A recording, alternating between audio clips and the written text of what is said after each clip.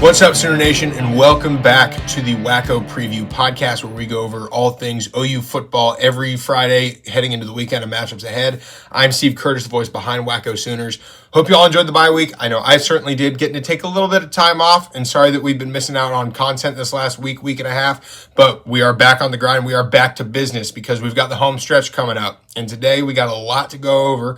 First and foremost, we got Alabama tomorrow. The boys are going down to T-Town, Tuscaloosa at Saban Field, 2:30 Central Time kickoff. And, of course, as always, we're also going to be breaking down my picks for every SEC matchup this weekend. We're going to break it all down right here on Wacko Sooners. Be sure to like, comment, and subscribe. Hit that bell button so you never miss an episode. Remember, you can also go follow us on all of our socials, Instagram, TikTok, and Twitter X, all at Wacko Sooners, for live news updates, game highlights, and, of course, a few memes and reels to keep it lighthearted and fun, like we like it here in Sooner Nation. Go hit those follows so you're always in the Wacko loop. All right, so little review from last time we met, which was last Monday's Wacko review, coming out of the Tennessee victory, 33-27. You know, that says it there. The boys went into Knoxville, a blackout game, and cooked. It wasn't pretty the whole way, but they managed to pull one out, and they managed to do it well. And they just are coming out of a week of well-deserved rest, having gone through a tough middle part of the schedule. But it's business time. It's time to close this thing out. The playoffs are on the table. And with that, everything that comes with that, shot of the natty. Probably couldn't win one, but who knows? You never know what's going to happen. But playoffs are on the table. Everything right now is still on the table. They got 3 more games to close it out. 2 Alabama, of course. We'll break that down here in a minute. And, of course, Missouri at home and LSU at home. Both of those OU will be favored in. So, got to take care of business. If you beat Alabama, you are in the driver's seat for a spot in the playoffs. Absolutely. If you manage to go to Tuscaloosa and beat Alabama. Now, couple contextual clues to consider here. First of all, Oklahoma and Alabama all-time record is 4-2-1 in Oklahoma's favor. Oklahoma's never lost to Alabama in a regular season game, ever. It was the first time they met, I believe it was 1963 in an Orange Bowl that Alabama won. And then they won again it was then in 1963 then. And then 1970 was when they had the one tie in this series. Then OU goes 3 straight. We played them twice in the 2000s, early in Bob Stoops' tenure there in 02 and 03, a home-and-home series. And then, of course, 2018, Kyler Murray in the playoffs. We lose to Alabama by, I think it was 11 if memory serves. I remember that. That one stung. That one hurt. And then, of course, the one that we all care about now, a wonderful night almost a year ago, November 23rd, 2024. Kalen DeBoer, Jalen Milroe, Ryan Williams, they come to Norman, They come to Norman, Oklahoma, and get the crap beat out of them. OU beats them 24-3. Alabama's lowest score in 20 years since they'd lost to South Carolina in 2004, a 20-3 loss. 3 interceptions. Eli Bowen coming into the second half, one of the first plays of that second half. Kip Lewis with another Kip Six that cemented him as the owner of the state of Alabama. And then the third one, thank you, R. Mason Thomas, for hitting Milroe in the face, and then Woody Washington picking it up and sealing the deal for that. Xavier Robinson's coming out party. Jackson Arnold's best performance as a Sooner. In fact, probably the one that people look back and like, and that's the only good one. And that was simply because he was a running back who could occasionally go throw something. First field storm at Owen Field since 2000 when Bob Stoops in his national championship year, the Sooners knocked out Nebraska 31-14. And then going on to win that national championship against Florida State. That game last year has a lot of memories for me. I remember being there. I remember rushing the field. That is probably one of the best nights of my life right there. But yeah, there's a lot of blood here. A lot of bad blood, especially on Alabama's side. Peyton Bowen on Monday night press availability was talking about how Alabama had OU scheduled as their homecoming game. That just doesn't happen. That doesn't just happen without you pulling strings and making sure it happens. Alabama hates Oklahoma right now. They want to kill us. And I don't blame them. When you come into our house and we're a 5-5 team, and you come into our house, we're probably one of the worst teams in the conference, and you come into our house and we destroy you in embarrassing fashion, yeah, I'd hate your guts too. Kept you out of the playoffs, made you look terrible, your worst season in years. Alas. But that was the curse of Kalen DeBoer's first year. Not everything was locked in.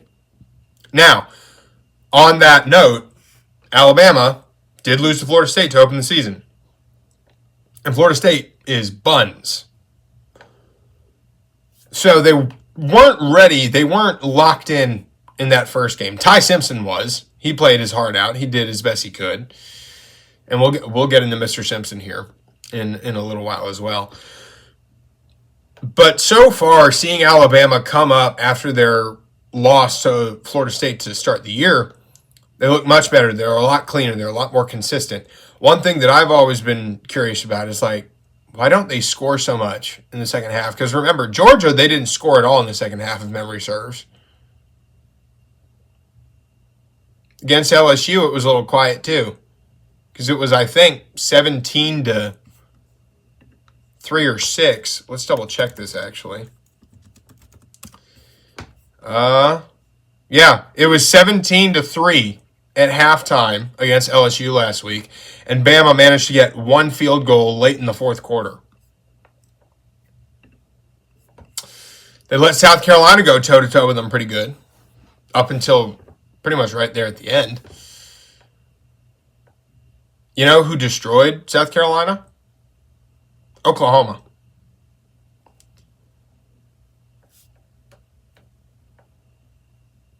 Just some interesting thought processes there. They let Mizzou get right up on top of them, and they managed to pick off Bo Pribula to seal the win pretty late. Now, that's also considering, even without Bo Pribula, or even with Bo Pribula, I think Missouri is all right. I don't think even with Bo Pribula, if he was still healthy, that they're that good. With Matt Zoller, they've definitely taken a massive step back, but we will talk more about that next week when we're getting ready for Mizzou to come into Norman. Point is, I don't know how much I trust the whole Alabama DeBoer turnaround, that it's back to this top dog mentality. It just seems to me like they've had some good performances, but none that are just absolutely massacre worthy or high praise massacres. LSU, not a high praise massacre. No. Because it's LSU. They just fired their head coach. They can't run the ball. And they benched their starting quarterback, who should have been starting anyways because of his injuries. So I don't think that is a massive praise. And let's go through the rest of their schedule, actually, so far, and just analyze this a bit. Because this is a big game that we got coming up, all right? So, of course, they lost Florida State. Of course, they beat Louisiana Monroe. They beat Wisconsin. They beat Georgia by 3, having scored nothing in the second half, which we already talked about. Then they go to Vanderbilt, put on a pretty dang good show. I understand the revenge mentality there. That one, they scored more in the second half than they did in the first. So that's a deviation. Mizzou, they did okay. All right. They scored 7, then 10, then 3, then 7. Okay. So that's comparable. But they got lucky. They got lucky with a quick pick there at the end. Tennessee, they did all right. Scored 14 in the second half. South Carolina, they got lucky there in the fourth quarter with those turnovers because they didn't score anything in the third. And they let South Carolina get pretty dang close to them. And then, of course, LSU, they only got the field goal in the fourth quarter, which, given how aggressive this passing game is and how methodical and almost surgical it is, just cutting you up, you'd think that they'd be able to carve out a lot more points to put up on the board. Now, that being said, since we're talking about the surgical capacities, let's talk about the surgeon of this Alabama offense, shall we? One, Mr. Ty Simpson. On the season, he's got 2,461 yards. He's 198 for 296, so that's about a 66.9. So 67 completion percentage. He's got 21 touchdowns, 1 interception. That's an incredible stat line. Mr. Simpson, bravo. Bravo. That's fantastic, my man. And yes, I am hyping up the competition because that's just a sick stat line. That is incredible efficiency. To be that clear and disciplined with how you're reading the field and the decisions you're making is just impressive to me. He's also got 55 carries for 87 yards for an average of 1.6, and he's got 2 rushing touchdowns. Not worried about him being mobile. He is a pocket passer. He can move here and there, but he's not Trinidad Chambliss. He's not Lenora Sellers, or he's not even when he's playing good. Jackson Arnold, with his mobility, Jackson Arnold is a mobile quarterback. He does a better job running than he does passing, although he's not doing much of either of those things right now. And then Mr. Simpson also has 15 sacks on the season so far. I like that. 9 games, is it? I think that's right. Yeah, 9 games, 15 sacks, so that's 1.5 sacks per game, roughly. 1 1/3.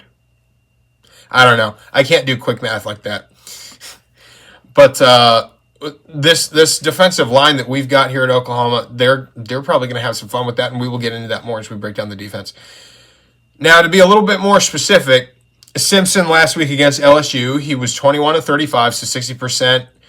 He had 277 yards through the air, 1 passing touchdown. Yeah, and got sacked once. And this is a pretty solid LSU defense, even though the offense can't complement it for anything. So this guy, against a solid defense all the way around at LSU, was able to get nearly 300 yards, no turnovers, and then a 2/3-ish success rate on passes. So he's good. And I don't have to tell you all that. I'm sure that plenty of people all over the place have been keeping up on Alabama and Ty Simpson. We know Ty Simpson's good. He's up there in the Heisman ratings or rankings, I guess, for a reason. He's good at what he does. That 21 touchdowns and 1 interception stat line alone is going to be a lot. Now, that being said, let's talk about some of his weapons here. We'll go through the wide receivers and tight ends first. So, these Alabama receivers are kind of scary. Because let's be real here. Everyone remembers Ryan Williams, his big catch against Georgia last year at only 17. And that solidified him into eternity as a phenomenon. But he's not Alabama's leading receiver this year. Jeremy Bernard. That's the guy that you really want to worry about there. Now, granted, you want to worry about all of them because they're all actually really good. Jeremy Bernard, he's got 41 receptions, 605 yards, 14.8 average, 6 touchdowns. Ryan Williams, 36 receptions, 528 yards, average of 14.7, 4 touchdowns. Then you've got Lotzir Brooks. I think that's how you pronounce that. Lotzir. I'll just go with Brooks. I don't want to cause offense by messing it up. 20 receptions for 322 yards, average of 16.1, no touchdowns.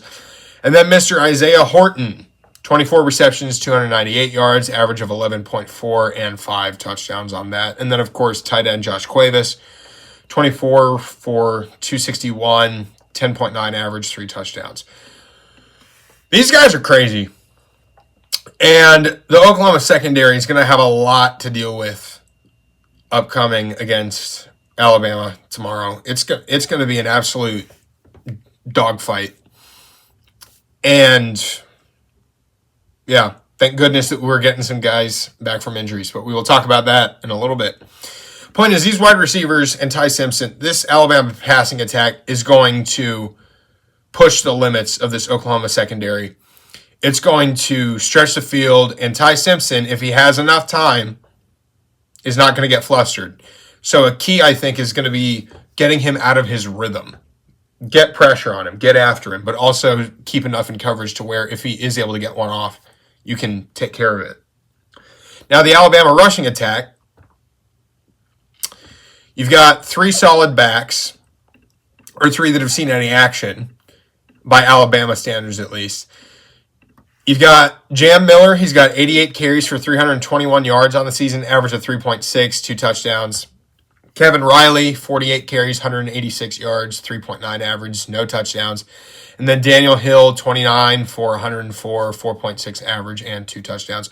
Alabama's rushing attack has only had 6 touchdowns from running backs on the season, and I just accounted for 4 of them between those top 3 backs on their depth chart. So, and we know how much this Oklahoma defense thrives off of stopping the run. Now, granted, it doesn't sound like there's going to be much to stop. And that can open up, or I don't know how much that opens up for Oklahoma's defense, but we can dive into that here again in a little bit. Now, that being said, let's do a little overview of the rushing attacks because I think that is a bit of an important thing to think about here. Alabama's rushing defense is ranked 54th. They allow about 4.3 yards per carry and give up about 140 yards per game. So it's a solid run defense. But Oklahoma had right at 190, 195 last week with X-Rob, or 2 weeks ago against Tennessee with X-Rob getting over 115 and Mateer getting up to 80. So I like the odds there.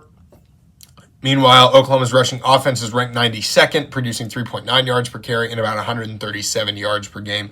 So that matches up pretty well with what Oklahoma's been able to do, matches what Alabama gives up approximately.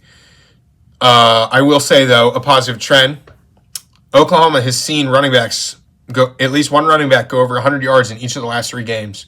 Torrey Blaylock for 101, I think it was, against South Carolina. Or no, it was more than that. It had to be more than that, right? Let's double check that. I feel bad. I don't want to lie about how good Torrey is because Torrey's fantastic. Okay, yeah. He had 19 carries for 101 yards. Xavier Robinson. Then the next week against Ole Miss, he had, I think it was 106. I want to say it was 106. No, that's not right. 108. Had 109. I was close. 9 carries for 109 yards, including that big breakaway, the 65-yarder for the touchdown. And then, of course, he had 115 yards against Tennessee 2 weeks ago. So OU's rushing attack has found some rhythm. It's found something there, and I think we will continue to see an upward trend as the O-line develops a little bit better and X gets more and more comfortable. That is your running back one right there. Jaden Ott's out. Taylor Tatum isn't figuring things out. Javante Barnes, as far as I'm aware, is still injured. And Torrey Blaylock is still young and he's learning, but he's a different kind of running back as well. So I think X and Torrey are going to be a good 1-2. I want to see them both get north of 10 carries. I want to see X have more than 20. I want to see Torrey have up to 10, maybe more than that. I want to depend on the run in this. Because remember, and I say this every single week, Xavier Robinson is a monster. He's 6 feet and he's 235, 240 pounds. And he always falls forward. He's a bowling ball. That is my X-Man bowling ball, all right? And he's got great patience. He's got incredible speed for a guy his size. You wouldn't expect someone 6 foot, 235, 240 pounds to be that fast. So use the running backs here. Concentrate on the rushing attack. Now, on the other side of the rushing attack, Oklahoma's rushing defense is 4th overall, allowing 2.5 yards per carry and giving up about 82.4 yards per game. Alabama's rushing offense is 119th with 3.5 yards per game and 111.9, so 112 yards per game on the ground. Jam Miller, Alabama's leading rusher with those 321 yards and 2 touchdowns on the season, had 1 game where he went over 100 yards. And since then, Alabama has not had a single back go over 100 yards in a single day. So I'm confident in that the run game will not be a huge threat. And now, of course, that gets us into the secondary, which we will break down, I promise. As for just the general thoughts on the defensive line and how that's going to play out against Alabama's run game, if they try to commit to it, which I think they'd be stupid to, they know it's not working well. They know that we're good at stopping it. Because let's face it, Oklahoma shut down Michigan's rushing attack, which is, I believe, 12th in the nation. Shut down Auburn's rushing attack. Shut down, I won't say shut down, contained quite well Ole Miss's rushing attack and then dominated Tennessee's. This defense can, without a doubt, stop SEC rush attacks. So it's just a matter of how long is Alabama going to try and fight that fight? How long are they going to fight on that hill? I doubt they'll die on it. I think they're all too smart for that. But it's Alabama. You never know. Kidding. I know. We're talking about Oklahoma fans, and the whole Oklahoma thing is people outside of Oklahoma automatically assume we're stupid. I get it. That was a joke. I have friends in Alabama. I'm not trying to offend anyone in Alabama. Just harmless memes. All right. So we've talked about the running backs and the rush attacks. That's dependent on the offensive lines, which I honestly like where it's going and the vision for it. I know it was rough earlier to start the year, especially with the run game. I know that we were nervous about starting Michael Fasusi, a true freshman at left tackle. I know that people were nervous about starting another true freshman, Ryan Foje, out at right tackle against Ole Miss, but he did well. He did well against Tennessee the next week. I think even if Derek Simmons does come back from his injuries and he's available tomorrow, I think you just rock with Foje the rest of the way because he is your future. Because Derek Simmons is out after this year, right? You need to look towards the future because right now, of the 5 starters on the offensive line, you've got true freshman Michael Fasusi at left tackle, redshirt freshman Eddie Pierre-Louis at left guard. Then you've got a junior Jake Michaela at center. You've got Fabechi Wewu at right guard. He's a senior, so he'll be gone after this year most likely. He hasn't redshirted, so he's probably out. And then you've also got Ryan Foje out there at right tackle, who's a freshman. So you've got 2 true freshmen and a redshirt freshman starting on that offensive line. Those guys are the future. You rock with them. They're playing well. They're doing good. EPL was going around headbutting people in the Tennessee game 2 weeks ago. So love that energy there. And they played well against Tennessee. They did a pretty dang good job. I mean, sure, a couple false starts, a couple of holds. That's going to happen with younger guys, and they'll get better. So I think right now, use the home stretch of the season to really lock in on those younger guys that are the future of this offensive line. As for quarterback, the man behind this offensive line, oh, Johnny. He found a rhythm against Tennessee. He woke up. Just got that big run. I think it was the 22-yard run on 3rd and 16. He just steps up, breaks out, gets the first down, hits the dirt, and then he's like, okay. And then you started to see pre-injury John Mateer back on the field. It was great. It was great to see that because you're like, this was the man that we brought in. This is the man that we transferred. Because the whole point, and another thing actually before we get into the whole point part, yeah, his thumb was injured, so that's going to explain the inaccuracies. But also, remember, he had a knee injury. He sustained a bit of a knee injury during the Auburn game as well. And it was taking him a while to get back from that. And I think that because John Mateer is such a dynamic player in terms of he's not one-dimensional. He likes running, he likes throwing, he likes trying to do a little voodoo magic here and there. If you take away one of the aspects of his game, he's not going to be in as good as the others because he's going to feel limited. Like he doesn't have a choice to do something because he likes having choices. So if you take his knee away, he can't run as well. He's probably going to feel extra pressured when he has to drop back and throw because you can't run it as well. So running it's probably not a good option. You got to throw it if you can't run it. Or with his thumb, well, at the same time having the knee injury, okay, I can't throw it great here, so I'm going to have to run it. And then be forced to run sometimes. But when you have an injury to both a leg and your throwing hand, like, you got to figure that out somehow. And he was having trouble, and it's understandable. But now that he's looking a little bit healthier, his thumb's doing better, his knee's doing better, he looked like himself. Once he kind of hit that button, he flipped the switch in his brain when he had a good moment. He's like, okay, I can do that. Oh, I can do this. So I think that we're going to see even better play from him against Alabama. I think he's just more physically capable to be Michigan John Mateer, Auburn John Mateer. And after 2 weeks of, more recovery time, more practice, and 2 weeks of mental prep in film study and just scouting Alabama, getting ready for the matchup, I think he's going to have a good day. Somewhere between 200 and 250 total yards, okay? That's not 200 passing yards, or 200 rush yards. I think he's going to have somewhere in the grand total, he himself will account for 200 to 250 yards, both through the air and on the ground. And then add another 100 yards between X and Torrey at running back. That puts you around the 300 mark. I think that's a position where you can go win this game. Will it happen that way? I don't know. But I think that if you get between 300 and 400 yards on the day total, I think that you're in a position to win this game. You just got to be efficient with it. All right, so offense, we've gone through that. Defense. So R. Mason Thomas had the scoop and score against Tennessee 2 weeks ago. Tore his quad, or pulled his quad, I should say. Didn't really tear it, but pulled it. Odds are he's not going to be back against Alabama, which is a massive loss, both mentally in terms of leadership and just what he brings to the table, as well as just the physical aspect, as in what he brings to the table as a pass rusher. So that's something to be concerned about. The rest of the edge rushers on this team, Marvin Jones Jr., Taylor Wine, PJ Adebaware, Danny Okoye even, they're at sophomore. Those guys have got to come out swinging. Now, mind you, they had a similar situation against Auburn, where R. Mason had the targeting call when we were playing Temple and had to miss the first half of the Auburn game. Okay. Those guys, though, on that defensive line, without R. Mason Thomas, sacked Jackson Arnold 7 times in the first half.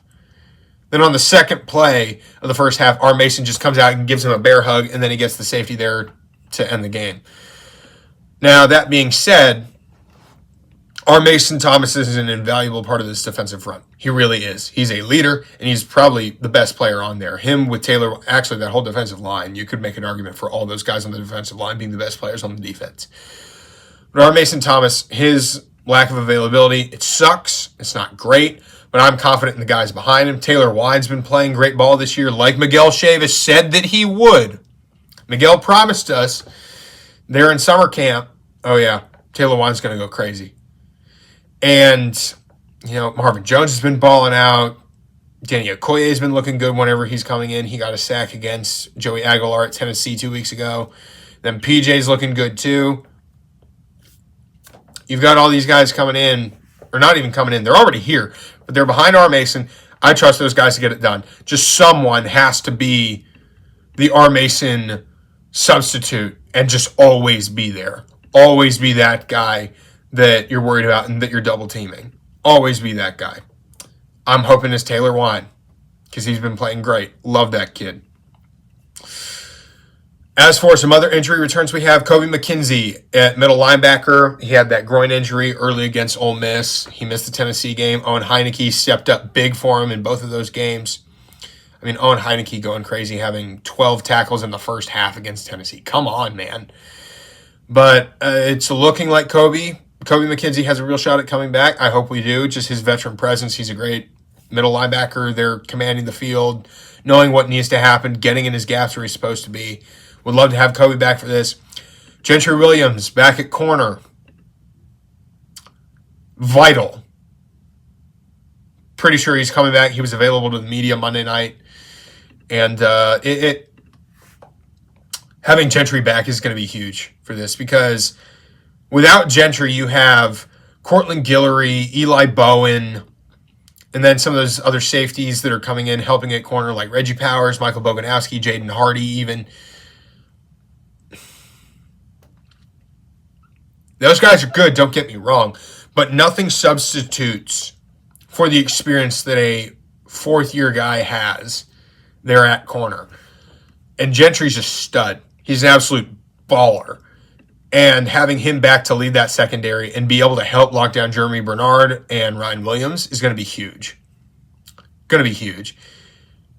And that leads me into the most important part of this. The secondary, Oklahoma secondary is the key to winning this game. These corners, namely Gentry Williams, Cortland Guillory, Eli Bowen, those three need to play out of their minds. Because here's what's going to happen. You're going to have Ryan Williams and Jeremy Bernard out on the outside. You're going to have to put two guys on one of them and leave the other one isolated. My money is you put Cortland Guillory on Ryan Williams and say, kid, you're on your own, stick to him like glue. And he did okay against Cam Coleman, gave up a couple big breaks, but I think he can do it. Eli Bowen did it last year when both he and Ryan Williams were true freshmen, and Eli Bowen's a little guy. Cortland Guillory's a little bit bigger. I think that Cortland could do a good job of that. And then you put Eli and Gentry on Jeremy Bernard. So, and then, of course, the safeties. You've got RJ, Robert Spears-Jennings. You've got Peyton Bowen. Both came up with interceptions against Tennessee 2 weeks ago.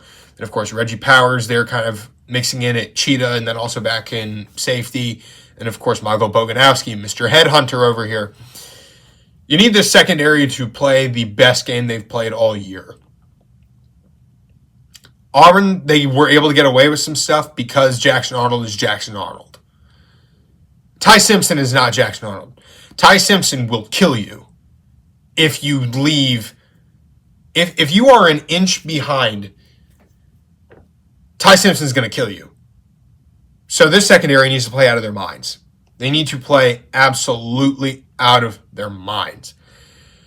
I'm talking, I want a Denver Broncos no-fly zone. I want Oklahoma's corners to play like the no-fly zone, the 2015-2016 Denver Super Bowl defense. That's what I want. I want a no-fly zone out of Oklahoma tomorrow. How likely is that to happen? I don't know. I'm just praying that we get a couple defensive touchdowns or a defensive touchdown. I want a Cortland Guillory pick six. That's what I want. With Ty Simpson, how likely is that to happen? Next to none. All numbers would suggest Alabama will have 0 turnovers or they may have 1. That's what all numbers will suggest. I'm still praying for a Cortland Guillory pick six. Now, an important piece to this secondary play. Now, of course, the secondary is going to have to do its job. And I think we're going to see a lot of the linebackers doing less up front and doing more in coverage because of how good Ty Simpson and his receivers are. Which means that the defensive line, too, is going to have to play really well and get tons of pressure and get home on Simpson, bringing only 4. Because you cannot risk bringing 6 guys and not getting there. And we saw it happen a few times against Tennessee. Brought pressure with 5, 6, maybe 7 guys at times. And you didn't get there in time. And Joey Aguilar was able to get off a big one. Can't be having that. So you need these edge rushers to, do their part on the edge. You really want David Stone to cause a lot of havoc there in the interior and break that pocket in half and force Ty Simpson to step back and make it easier for those edge rushers to go get him. So you need this whole defensive front. You need the whole defense to play out of its mind. But you need the defensive line to really do well with 4 guys so you can get after Simpson, get him uncomfortable, and you need the secondary and the linebackers to do their job back in coverage. Now, will we still see linebackers coming up at Simpson? Absolutely. It's Brent Venables. It's going to be some crazy blitzes he's going to be dialing up. That's just the way that he is. Of course we're going to see that. But I'm thinking we're going to see a little bit less of it because of how crazy it is. Unless we can get off to a really hot start and we can somehow shake Ty Simpson up, which no one's been able to do so far. But if we get home without bringing numbers and the secondary does its job, I think we're in a good shape to compete here. We will see how it all plays out. Now, 3 keys that I have for OU to win this game. And we've already discussed all these, but we're going to put them in big, shiny letters here for you. The 3 keys for OU to win this game. First, you got to establish a run game early. All right, depend on Xavier Robinson, Torrey Blaylock, sprinkle in a little bit of John Mateer here if necessary. And by that, I mean have him drop back to pass, and if nothing's there, then he runs. Don't do design quarterback runs, Arbuckle. I freaking hate that stuff. It doesn't work as much as we need it to. So scrap it. Number 2, limit the time of possession for Ty Simpson. And by that, I don't even mean time of possession. I just mean don't give him the dang ball. Give him as little opportunity to have the ball as much as possible. Because that man with the ball in his hands is an absolute assassin. He's going to destroy you if you give him enough time to mess with it. So keep possession. Long sustained drives, i.e. run game, right? Long sustained drives, give him as little time as possible with the ball for longer drives. All right, put the pressure on them there. And then, of course, the defense, which we just talked about. Secondary needs to play insane. D-line needs to also do its part and play insane. So those are my 3 keys for victory there. Now, SEC picks of the week. All right, it's time for Wacko Picks. Best part of Friday. All right. So first and foremost, we've got 2 sleepers here that we get to talk about, which I'm not super excited, but it is what it is. We get to talk about it. It's the SEC. New Mexico State at Tennessee. Tennessee is a 41.5 favorite. Enough said. It's New Mexico State. They're 3-6. Tennessee's 6-3. Tennessee's offense is insane. I think they're going to look a lot like they did prior to Oklahoma. I mean, they still look good against Oklahoma on offense. They had almost 400 passing yards. I think they're going to light it up. They're going to have a field day. Give me Tennessee 55-9. Next, Tennessee Tech 10-0 at Kentucky, who's 4-5. Kentucky's a 22.5 favorite. Yeah.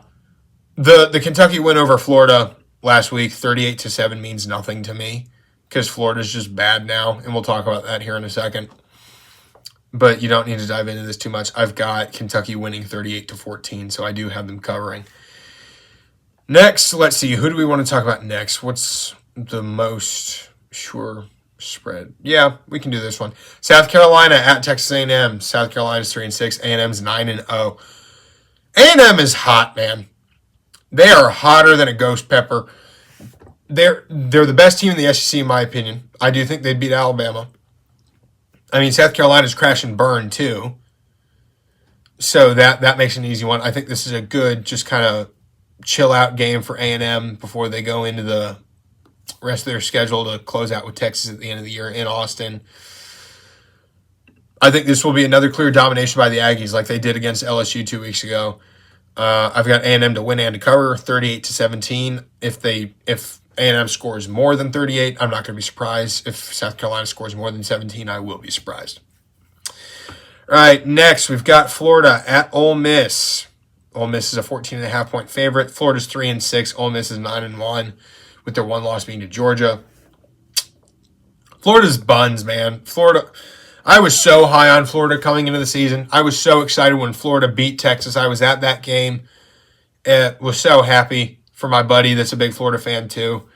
I think I had them going 10-2 in my preseason predictions. If y'all go check out our Instagram and our TikTok, we have our preseason predictions there. I think I had them finishing 3rd or 4th in the SEC at 10-2. And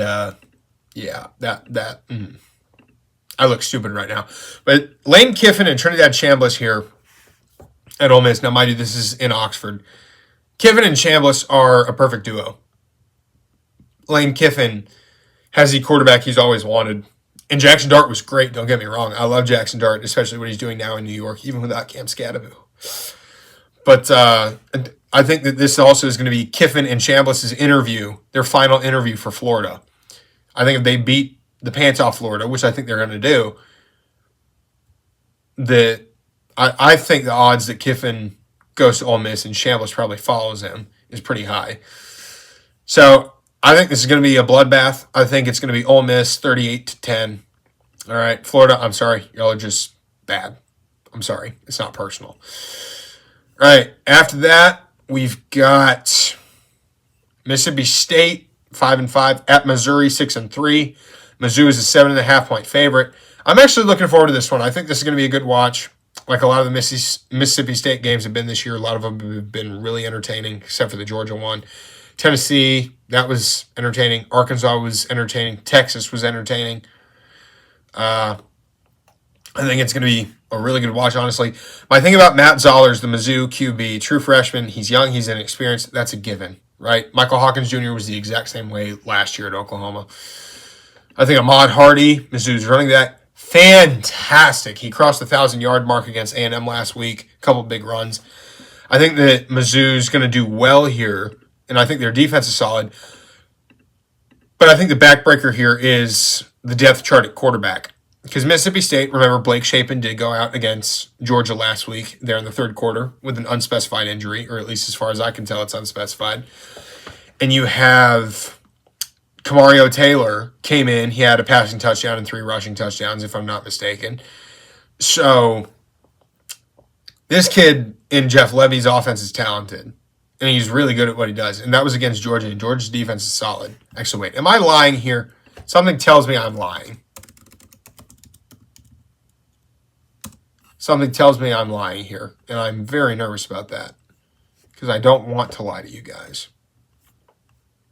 Let's see, against Georgia. Yeah. All right, okay. I lied. Kamario Taylor was 6 of 10 against Georgia, had 87 pass yards, and then he had 53 rush yards, 3 rushing touchdowns. So now I'm sure that Mississippi State, they've been focusing a lot on Kamario this week, getting him ready in the event that Shapen's not able to play, which I assume he's not going to. But he's big. He's a big, strong guy. And Levy's great with QBs. I mean, we saw that with Dylan Gabriel, right? He did a really good job in his 2 years at Oklahoma under Jeff Levy. So that being said, because I think Mississippi State has a more complete and more functional offense, I'm going to pick Mississippi State here. They proved me right finally last week against Arkansas, 38-35. They took that W. I think they'll pull this one out, and they will go bowling in 2025 for the first time since they did that last in 2022. So I've got Mississippi State to win 38-35. It's going to be a close one there in Columbia. Then, of course, we've got... Actually, wait.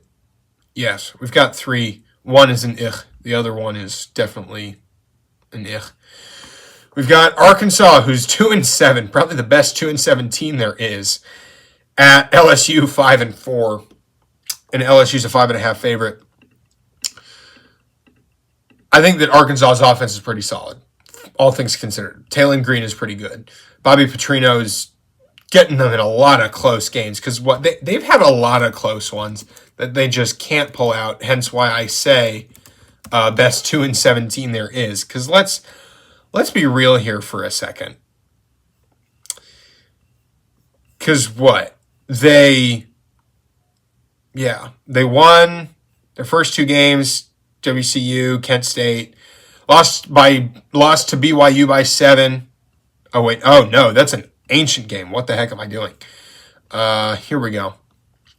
All right, they handled business against Alabama A&M, Arkansas State. They lost to Ole Miss by 6. They lost to Memphis by 1. They got killed by Notre Dame. Okay. They lost to Tennessee by 3. They lost to A&M by 3. They lost to Auburn by 9. They lost to Mississippi State by 3. So they're right there. They're right up there in almost all these games. They're only what? Yeah. 2 games they played that are not one-score games. Only 2 of their losses are one-score losses, or non-one-score losses. Because their losses are what? A 6, a 1, a 43, okay. And then a 3, a 9, and another 3. I think that Arkansas really does have a chance to beat LSU. LSU can't run the ball. They benched Nussmeier. They fired Brian Kelly. They're an absolute mess over there. But I think that Death Valley is going to be fighting to go bowling. Now, they've got Western Kentucky next week, so I think that they will go bowling, obviously. Or at least they should. But it would be nice to get that solidified because I remember at OU last year losing to Mizzou and we were all freaking out that we weren't going to make a bowl game. So I think Death Valley is going to win the day, 35-27. Next, the real Texas 7-2 at Georgia 8-1. Georgia's a 5.5-point favorite there in Athens. I don't know how I feel about this one, guys, because Texas has found some kind of stride here since the end of the first third of the season. But it's been inconsistent because didn't look great against Ohio State. They didn't look super great against their 3 cupcakes. And then they got beat by a terrible Florida team who is now 3-6. Got murdered by Kentucky. And then they took a hot lead over Vanderbilt and then almost sold it. They should have lost to Mississippi State, but Mississippi State sold it. They needed overtime to beat both Kentucky and Mississippi State. 2 of the bottom 5 teams in the SEC. Now, Georgia, while they're not particularly flashy in any aspect of the game, they are good and consistent on defense, offense, special teams. They're good at running the ball. They're good at passing the ball. They're good at defense.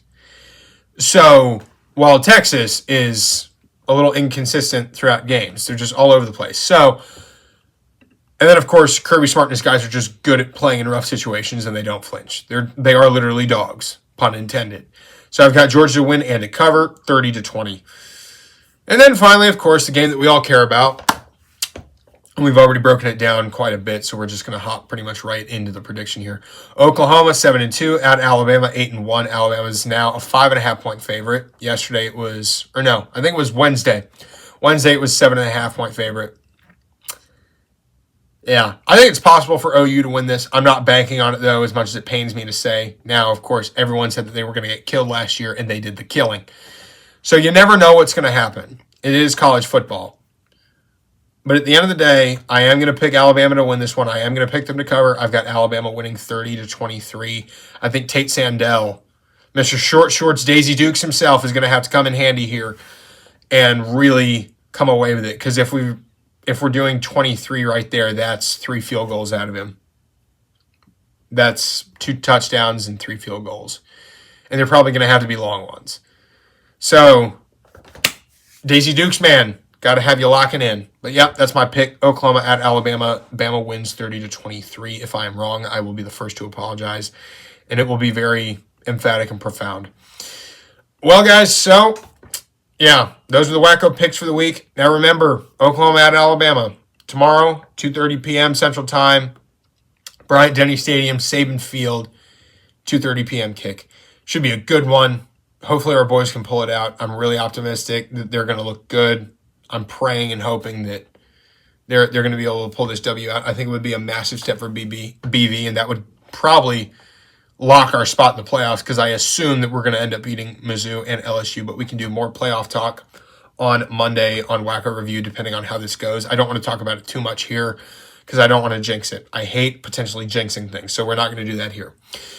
Well, Sooner Nation, that's going to wrap it up for this edition of the Wacko Preview Podcast, where we break down all things OU football every Friday going into the weekend of matchups ahead. Be sure to like, comment, and subscribe. Hit that bell button so you never miss an episode. And remember, go follow us on all of our socials, Instagram, TikTok, and Twitter X, all at Wacko Sooners, for more live news updates, game highlights, a couple of memes and reels here and there to keep it lighthearted and fun like we like it here in Sooner Nation. Go hit those follows so you're always in the Wacko loop. Enjoy the game tomorrow, Boomer Sooner. Let's go get the W. And it's so good, I'm going to say it again. Boomer Sooner.